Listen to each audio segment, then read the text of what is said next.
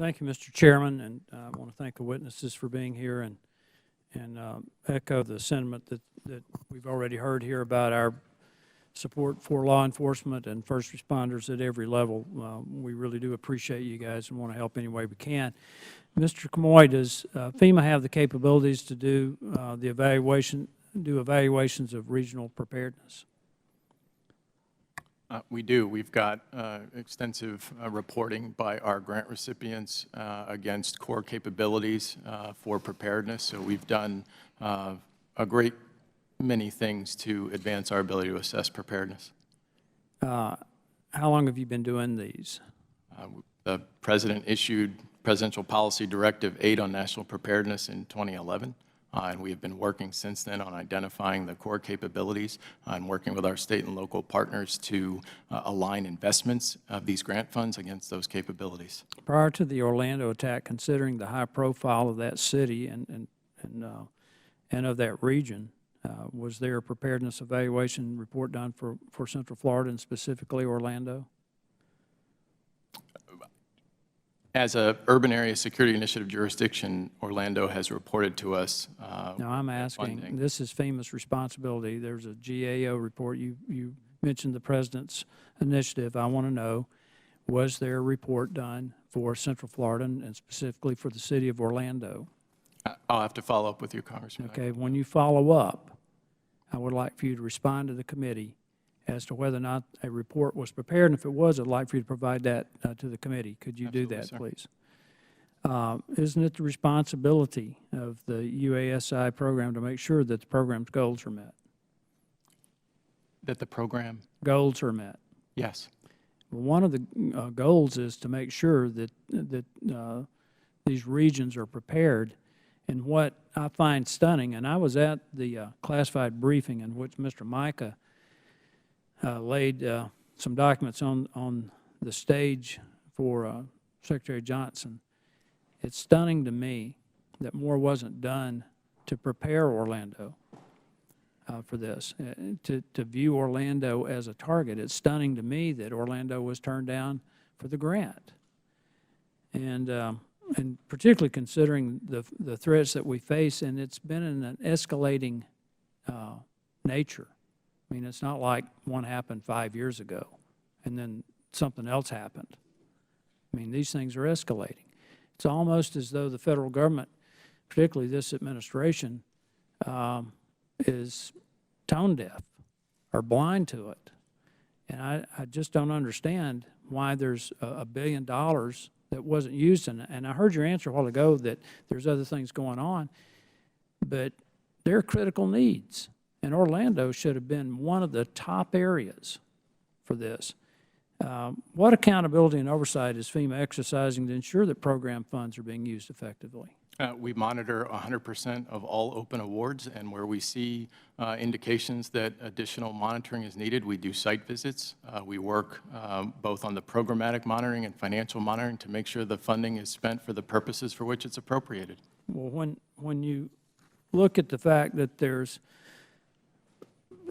over $662 million, $500 million that was unused from 2011, and you couldn't come up with some. The award amount was $662 million. The award balance was. Oh, I'm sorry. You're right. It's 18. There's $500 million was 1.1 billion that's left over, and it's accumulated over that time. Thank you for pointing that out. It's not idle or left over. The grantees for 2015 have 3 years to spend the money. So they're in progress with that $585 million, and they'll spend against it until 2018. In 2014, they had a 2-year period of performance. They have until August of 16 to spend down that funding, and when they conduct or complete large projects, they then request reimbursement. So most of the fund, are you saying that most of the funding is spent on the back end of that? I'm saying that timing for which they request reimbursement can accelerate toward the end of the period of performance. So it's a reimbursement grant. So they submit bills to us, we pay them. So that $585 million for 15 is ongoing. The $445 million, the period of performance will close in August. Some projects will get legitimate extensions to their period of performance because they're still in progress. That $1 billion is very actively being spent right now. It's not left over. Well, what I was asking is it looks like a lot of this is spent on the back end. If you've got 2014 funding, you still have $445 million left, and it closes out in August. So whether it's spent on, I mean, we reimburse on the back end, yes. As we're closing the grants, jurisdictions submit a large number of bills to us. I want to look into this a little bit more and make sure that I fully understand how this is done. But I want to get back to this. I understand the Senior Policy Group oversees the allocation and implementation of UASI funding, determines priority actions for increasing the region's preparedness and response capabilities, as well as reducing vulnerability to terrorist attacks. The group is comprised of senior emergency management officials. They're from the District of Columbia, they're from Maryland, Virginia.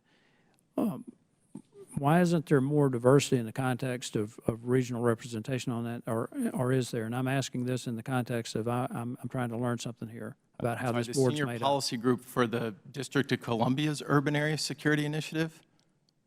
No, I mean, this that is Senior not, Policy Group, I understand that they oversee the allocation and implementation of the UASI funding, and they determine the priority actions. not nationally. So in every urban area, there's typically an urban area working group, whether a jurisdiction calls it a Senior Policy Group or by some other name.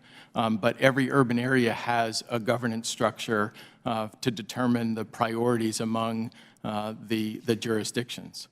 But I have no Senior Policy Group from those jurisdictions that govern nationally what the program's priorities are. Well, that came from the GAO report, and it indicated it was for the whole country, the whole UASI. Congressman, we'll take a look at that. I'm not familiar with that Senior Policy Group. You're not familiar with the group?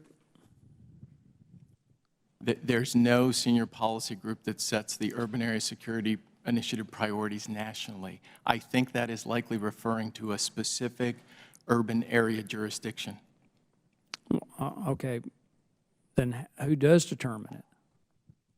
So I go back to the President's preparedness policy, identified 32 core capabilities that are the priorities, how this administration has defined preparedness, against which all of the grant investments should be invested. They're very broad. They range from prevention capabilities such as information sharing and interdiction, search and detection, all the way through to response and recovery capabilities.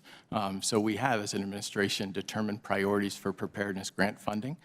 We work with grantees to make sure the funds are spent against those priorities. We monitor how the funds are spent. Of course, the Department's Inspector General audits grant recipients, and where we find that funds have not been used properly, we take enforcement action.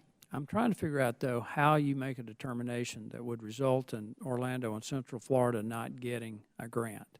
Is there a ranking process? Is there a committee, or is it an individual who? I tell you what, for sake of time, and I've gone over my time, could you give us a report on that outlines how this is done? Absolutely, Congressman. I'd appreciate that. Mr. Chairman, you've been very generous with the time. I yield back. Thank you.